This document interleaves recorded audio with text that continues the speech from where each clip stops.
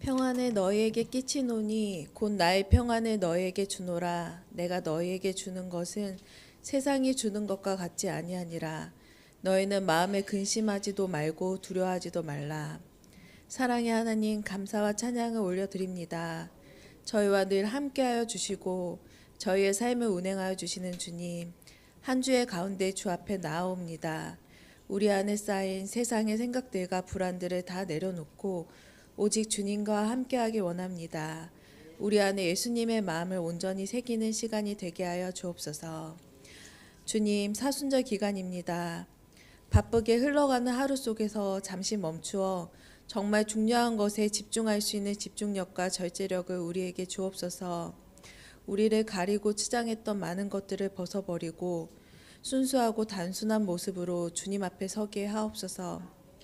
세상의 다양한 욕망에서 손을 놓고 자유를 얻게 하여 주옵소서.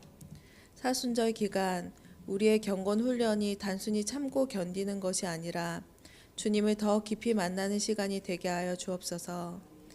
나와 주님의 관계뿐 아니라 이 땅의 주의 공동체들이 사순절을 통하여 온전히 예수님의 사랑과 환대의 복음을 전하는 교회로 회복될 수 있도록 하여 주옵소서. 또한 주님 지으신 이 세상에 전쟁이 그치고 생명과 평화가 가득한 더 내일을 맞이할 수 있도록 우리를 이끌어 주옵소서.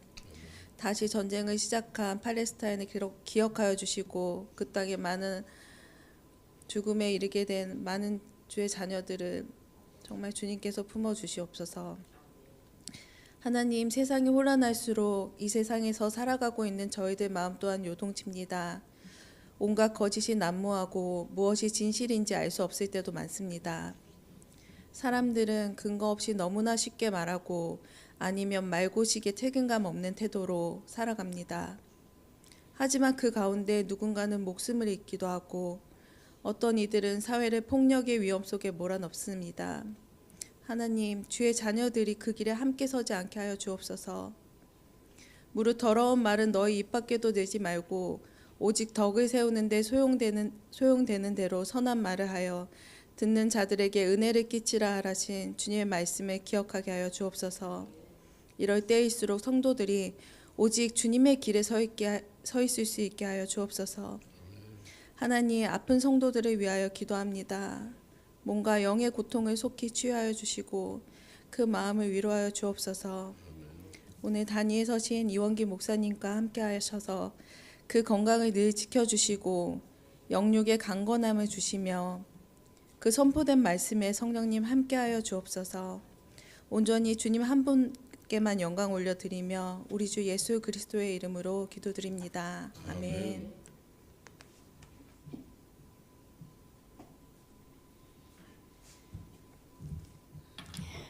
감사합니다. 오늘 말씀 사도행전 19장입니다. 사도행전 19장 21절에서 27절까지 한 목소리로 읽겠습니다. 21절에서 27절까지입니다.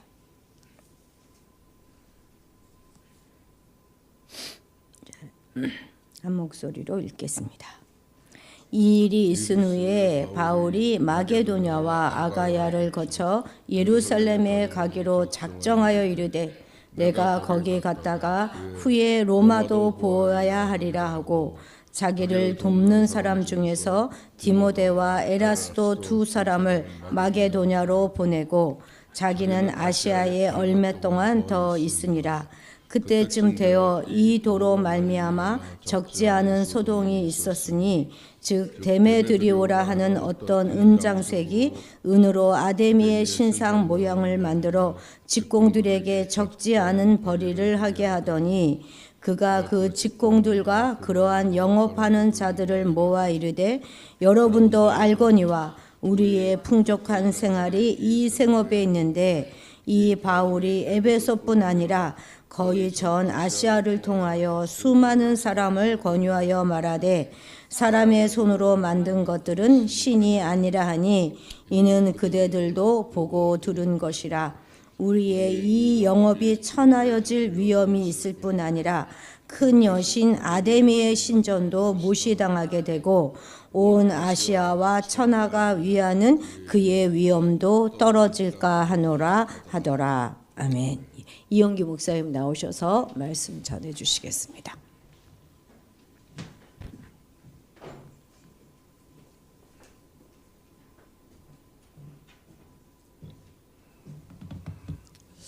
기도하겠습니다. 사랑의 아버지 하나님, 오늘도 귀한 시간 저희들에게 허락하심을 감사합니다. 이 시간도 하나님께서 주신 말씀을 통해서 은혜 받을 수 있는 시간이 되게 주님 이끌어 주시고 인도하여 주시옵소서. 감사하며 예수님 이름 받들어서 기도했습니다. 아멘.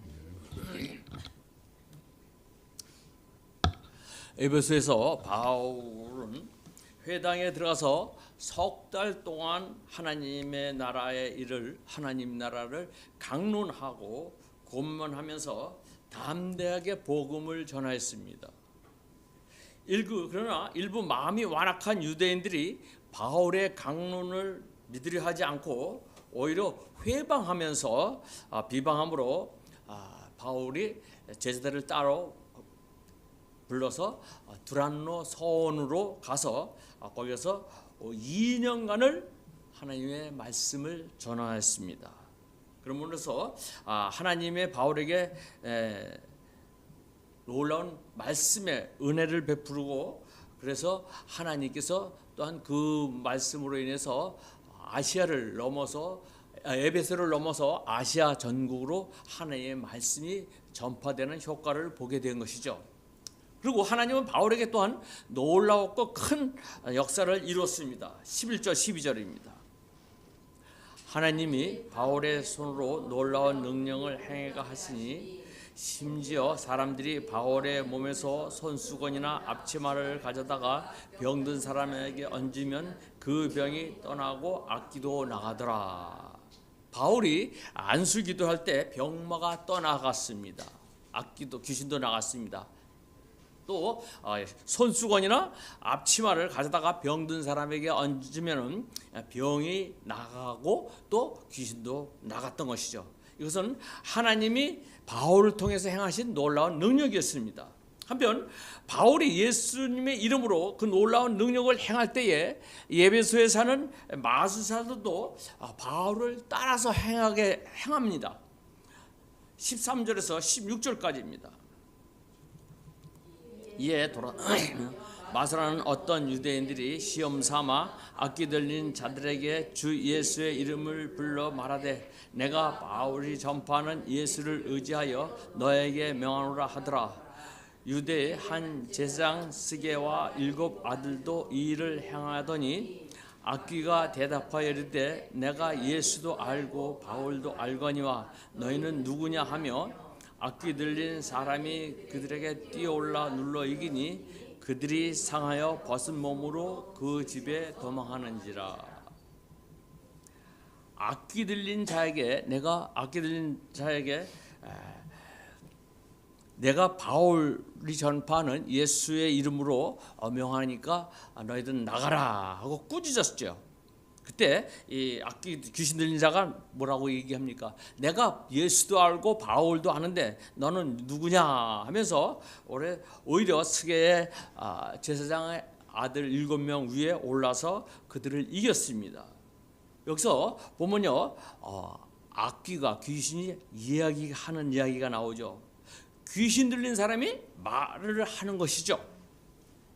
여러분, 우리가 통상적으로 귀신이 얘기한다 할 때 어떤 귀신이 따로 나와서 얘기하는가 생각할 수 있는데, 제가 경험한 바로는 그 귀신 들린 환자를 통해서 이야기를 하더라고요.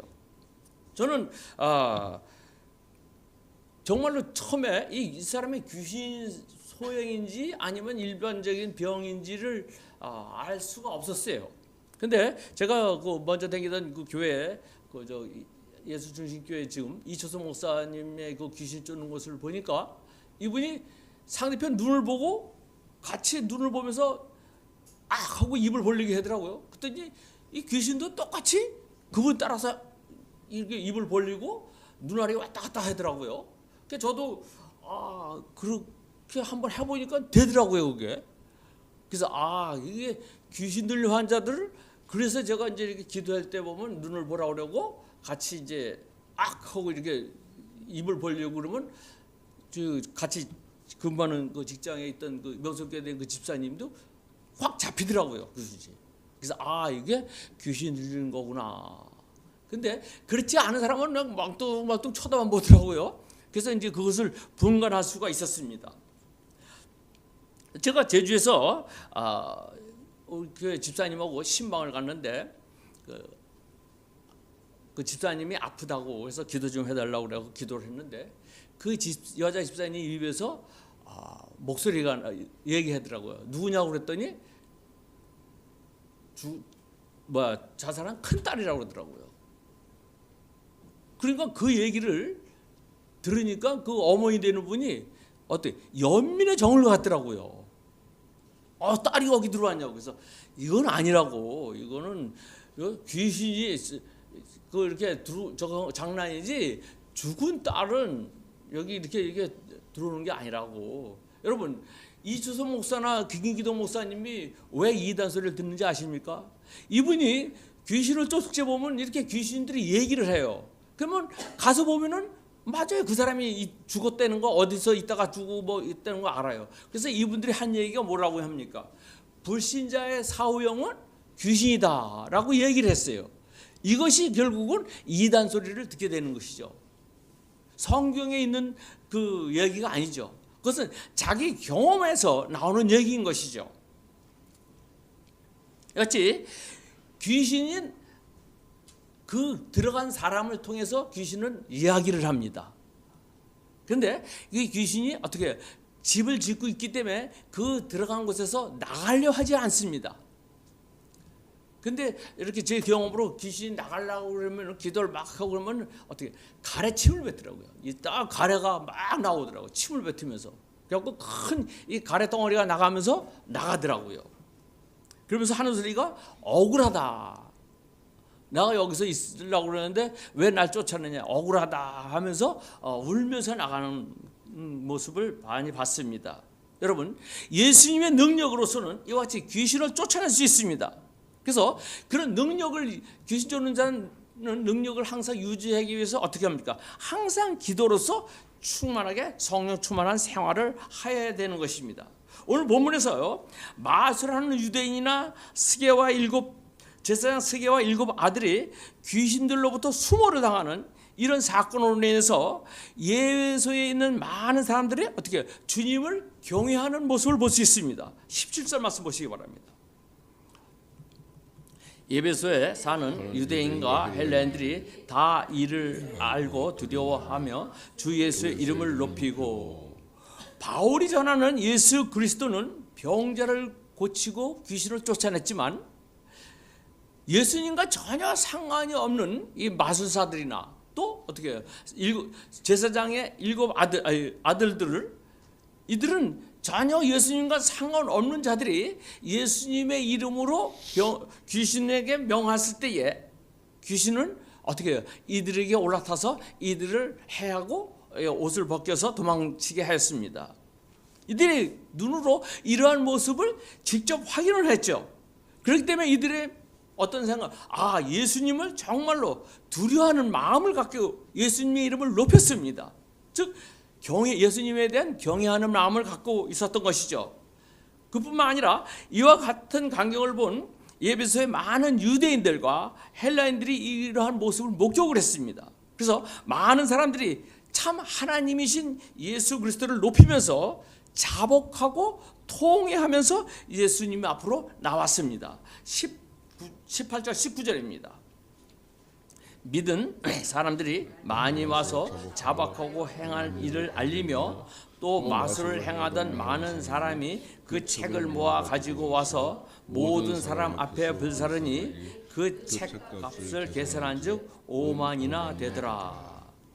마술사들이 깨닫고 나서 지금까지 마술하는 데 쓰였던 책들을 불사르게 됩니다.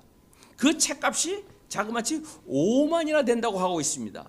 놀랍게도 그 마법사들은 애지중지하던 그 마법책들을 모두 갖고 와서 공개적으로 불을 살랐습니다. 여러분, 이 마법책은 그들의 어떻게 보면 돈벌이 수단이 되는 것이었죠. 돈 버는 곳의 원천이었습니다. 그런데 이들은 미련 없이 그것들을 불살라 버렸습니다. 그래서 그 책값을 계산을 해보니까 5만 마르크라고 하고 있습니다. 여기서 계산하다는 원어의 뜻은 함께 세다라는 뜻입니다. 사람들이 마법사들을 태우기 위해 들고 나온 책을 함께 세웠다는 것이죠. 계산해 보니까 5만 드라크라.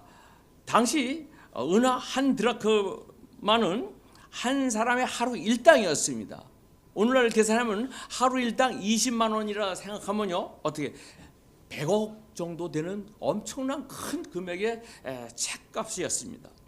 이처럼 엄청난 금액의 책들을 불살랐다는 것은요, 자신들이 잘못된 길로 가고 있었던 것, 잘못된 곳에 투자하고 있었다는 것을 깨닫고 진정한 복음을 보고 듣고 그 복음을 주시는 분이 누구인지를 알았기 때문에 지금까지 잘못된 투자한 것들을 아낌없이 버렸다는 것입니다. 20절 말씀 보시기 바랍니다. 이와 같이 주의 말씀이 힘을 있어 흥왕하여 세력을 얻으니라. 이렇게 하여서 주의 말씀의 능력이 힘을 입고 힘을 갖고서 퍼져나갔습니다. 점점 힘있게 복음이 퍼져나간 것을 시작한 것이죠. 이 모든 것이 하나님이 주신 능력으로 바울 한 사람으로 인해서 에베소가 이같이 변화되는 모습을 볼 수 있는 것입니다. 21절 말씀 보시기 바랍니다. 이 일이 있은 후에 바울이 마게도냐와 아가야를 거쳐 예루살렘에 가기로 작정하여 이르되 내가 거기 갔다가 후에 로마도 보아야 하리라 하고, 이렇게 에베소에서 전도가 성공적으로 진행되자 바울은 새로운 지역으로 들어가서 전도하려는 마음이 생겼습니다. 그래서 당시에 가장 세계적인 도시이며 권력의 본상지인 로마에 가서 복음을 전하고 싶은 마음이 바울에게서 생겨났던 것이죠. 이 로마 전도에 앞서서 바울은 마게도냐와 아가야를 거쳐서 예루살렘으로 들어가려고 하고 있습니다. 고린도서 16장 2절, 3절, 4절입니다. 매주 첫날에 너희 각 사람이 수입에 따라 모아두어 내가 갈 때에 연보를 하지 않게 하라. 내가 이를 때에 너희가 인정한 사람에게 편지를 주어 너희의 은혜를 예루살렘으로 가지고 가게 하리니 만일 나도 가는 것이 합당하면 그들이 나와 함께 가리라. 왜 바울은 예루살렘 모교회를 방문하려고 하고 있습니까? 이 당시에 팔레스타인 지방의 심한 감흥으로 인해서 이 예루살렘 교회가 어려운 상황이 되었다는 것을 알고 지금 마게도냐와 아가야에서 구제 헌금을 모아갖고 지금 예루살렘 교회에 전달하고자 예루살렘으로 가려고 했던 것입니다. 22절 말씀입니다. 자기를 돕는 사람 중에 디모데와 에라스도 두 사람을 마게도냐로 보내고 자기는 아시아에 얼마 동안 더 있으리라. 이런 계획을 가지고 먼저 디모데나 에라스도 두 사람을 그 지역으로 보내고 바울은 잠시 더 에베소에 머물러 있는 동안에 큰 사건 하나가 터집니다. 23절입니다. 그때쯤 되어 이 도로 말미암아 적지 않은 소동이 있었으니, 여기서 이 도는 그리스도의 복음을 의미하죠. 그리스도의 복음을 통해서 귀신이 나가고 예수님과 바울로 인한 이적과 기적으로 말미암아 큰 소동이 일어났습니다. 그리고 어떻게 했어요? 5만 드라크마의 값어치의 마법 책들이 불살라지는 이러한 일들이 일어났습니다. 이러한 소동이 일어났는데 이러한 소동을 반기지 않는 사람들이 있었죠. 24절입니다. 즉 메데드리오라 하는 어떤 은장색이 은으로 아데미의 신상 모형을 만들어 직공들에게 적지 않은 벌이를 하게 하더니, 당시에 예배소는 아데미 여신을 섬기는 우상의 도시였습니다. 거리에는 아데미의 신상을 세워놓고 특히 에베소 중앙에 길이가 120m, 둘레가 60m 되는 엄청난 아데미의 신상을 세워 있었습니다. 이 아데미의 여신은 근동 지역의 다산의 신으로 상징되었습니다. 사람들은 이 아데미 신상이 하늘에서 내려왔다고 믿고 있었습니다. 그 신상은 유방이 24개로 모든 만물을 먹여 살린다는 상징적인 신상이었습니다. 다산과 풍요를 상징하는 아데미 여신상을 신전을 모형으로 은으로 만들어 짜는 은세공업자들이 특히 많았습니다. 이 세공업자들을 본문에서는 은장색이라고 부르고 있습니다. 에베소에 사는 사람들의 가정은 말할 것도 없고 원근 각처에서 이 신전을 찾아오는 참배들이나 신전이나 신상의 모형을 사서 자기 집으로 가져갑니다. 그러므로 신전과 신상 모형을 만들어 파는 그러한 일들은 엄청난 수익을 이들에게 안겨주고 있습니다. 근데 수많은 은장색들이 저마다 직공들과 영업사원들을 거느리고 있었으므로 그 수입이라는 것은 굉장히 컸던 것이죠. 그리고 아데미 신전에는요, 여사대들도 한 3천여 명이 있었습니다. 신전에서 일하는 노예 수는 더 많이 있었습니다. 여기요, 신전에 여사제들이 있는 것은요, 이 풍요와 다산의 신이기 때문에 여사제와 성관계를 맺음으로 많은 풍요를 누릴 수 있다 해서 예배의 일종이었기 때문에 이 여사제들이 많이 있었던 것이죠. 거기에 아데미 신전의 참배객들을 상대로서 각종 기념품과 식음료를 판매하는 상인들과 그들에게 숙소를 제공하는 숙박업소들, 이 모든 가족들이, 모든 사람들이 이 아데미 신전을 통해서 어떻게 의지하면서 먹고 살고 있었던 것이죠. 25절 말씀입니다. 그가 그 직공들과 그러한 영업하는 자들을 모아 이르되 여러분도 알거니와 우리의 풍족한 생활이 이 생업에 있는데. 바울이 에베소의 복음을 전하기 전에는 이들의 생활은 풍족한 생활이었습니다. 그런데 바울이 나와서 예수님의 복음을 전하면서 또한 바울을 통해서 이적과 기적이 나타나면서 귀신이 나가면서 또한 복음을 바울이 전파했습니다. 26절 말씀입니다. 이 바울이 에베소뿐만 아니라 거의 전 아시아를 통하여 수많은 사람을 권유하여 말하되 사람의 손으로 만든 것은 신이 아니라 하니 이는 그들 애들도 보고 들은 것이라. 에베소에서 바울은 에베소 사람들에게 말을 합니다. 그리고 수많은 참배객들에게 얘기하죠. 사람의 손으로 만든 것은 신이 아니라고 선포했습니다. 이 아데미 여신상이 아무리 웅장하고 풍요와 다산의 신이라고 하지만, 그리고 24개의 유방을 갖고 있지만 사람의 손에 의해서 만들어진 이 신상은 여러분이 제물을 바치는 여러분이 누군지도 전혀 알아보지도 못하고, 또한 24개의 유방을 갖고 있지만 그 가운데 어느 유방 하나도 갓난 아이에게 전 한 방울 줄 수 없는 쓸모없는 유방이라고 이야기하고 있습니다.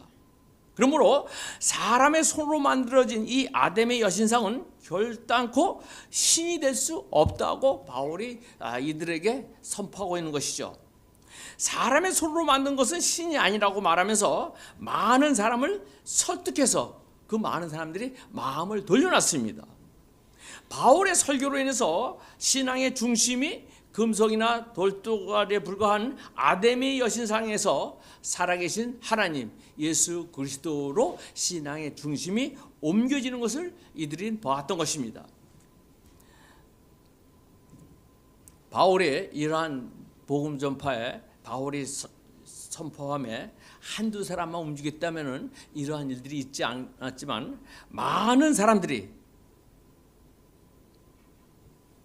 바울의 말에 동감을 하면서 또 더군다나 마법사들이 5만 드라크마나 되는 이 마법책들을 불사르면서 이러한 모습들을 보면서 많은 사람들이 바울의 복음을 받아들이는 모습을 봤습니다.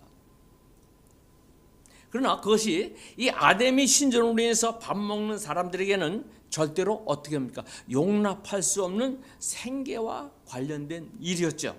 그래서 이 데메드리오라는 이 은장색 세공업자들이 동업자를 불러 모았습니다. 27절입니다. 우리의 이 영업이 천하해질 위험이 있을 뿐 아니라 큰 여신 아데미의 신전도 무시당하게 되고 온 아시아와 천하 위하는 그의 위엄도 떨어질까 하노라 하더라. 이 데메드리오가 하는 이야기 내용은요, 자기들의 직업이 천하여질 것이라는 것과 또 아데미 신전이 무시당하는 것, 그리고 그러므로 인해서 아데미 신전의 위엄이 떨어질 것이라고 이야기하고 있지만, 그러나 그 실상은 어떻게 합니까? 다른 데 있는 것이죠.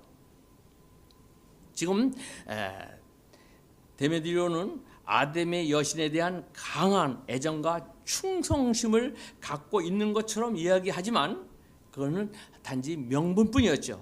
자기 탐욕을 이루기 위한 수단에 불과했습니다. 데메드리오의 본심은 어떻게 뭐였습니까? 돈 버는 데 있었죠. 진짜 속마음은 딴 데 있었습니다. 25절 다시 한번 보시겠습니다. 그가 직공들과 그러한 영업하는 자들을 모아 이르되 여러분도 알거니와 우리의 풍족한 생활이 이 생업에 있는데, 데메드리오가 말하는 영업이 천해질 것이라는 위험, 또한 그동안 아데미 신상과 신전에 대한 모형을 만들어서 팔아오던 자신들의 풍족한 생활이 위협을 당할 것을 여기서 이야기하고 있는 것이죠. 여러분, 사실 바울이 전한 복음 때문에 이들의 수입이 조금 줄었다고 하더라도 자기들의 생존에 위협할 정도는 아니죠. 그러나 이들의 욕심은 어떻게 해요? 끝이 없습니다. 풍족한 생활로 번역된 이 헬라어가 부와 번영을 얘기하고 있습니다. 이 부라는 것은요, 바닷물과 같아서 먹으면 먹을수록 어떻게 갈증을 느낀다고 합니다. 그래서 부라는 것은 끝이 없고 욕심이라는 것은 끝이 없습니다. 굶주린 쥐 한 마리가 쌀이 쌓인 항아리 속에서 발견되었습니다. 이제 더 이상 쌀을 본 쥐는 더 이상 이제 굶주리지 않아도 되겠다 하고 그 매일같이 그 쌀독에 들어가서 쌀을 먹고 있었습니다. 항아리 속의 쌀은 매일씩 조금씩 줄어듭니다. 그리고 시간이 갈수록 어떻게 해요? 쌀독의 입구와 쌀 사이가 거리가 멀어집니다. 마침내 쥐는 쌀에서 쌀독 바깥으로 뛰어오를 수 있는 한계치 이상을 먹게 되었습니다. 그러나 쥐는 쌀에 대한 유혹을 이기지 못해서 쌀독에서 계속해서 쌀을 먹었습니다. 쌀을 먹은 쥐는요, 어떻게 해요? 바깥으로 이제 나가려고 하지만 바깥으로 벗어날 수가 없었습니다. 결국 그 쥐는 그 안에서 쌀을 다 먹고 결국 그 안에서 죽었습니다. 굶어 죽었습니다. 이와 같이 우리 속담에 과유불급이라는 말이 있죠. 부족함이 넘치는 것이 부족함 못하다라는 말입니다. 여러분, 우리의 삶은 어떻습니까?